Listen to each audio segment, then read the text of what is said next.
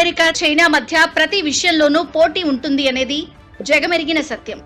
ప్రపంచ దేశాలకు పెద్దన్నగా అమెరికా ఇప్పటికే పెత్తనం చలాయిస్తూ ఉండగా ఆ స్థానాన్ని లాక్కోవాలని డ్రాగన్ కంట్రీ ఎప్పటినుంచో ప్రయత్నిస్తోంది. ఈ క్రమంలోనే ఏఐ టెక్నాలజీ విషయంలోనూ ఇరు దేశాల మధ్య గట్టి పోటీ నడుస్తోంది. ఇరు దేశాలు ఈ రంగంలో ఆధిపత్యం కోసం ప్రయత్నిస్తున్నాయి.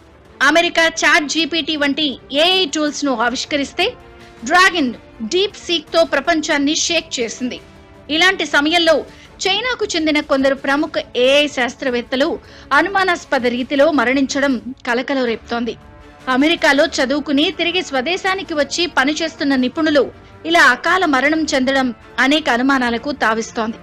దీని వెనుక అసలు కారణాలేమైనా ఉంటాయా అన్న అంశంపై తీవ్ర చర్చ నడుస్తోంది. ప్రమాదాలు లేదా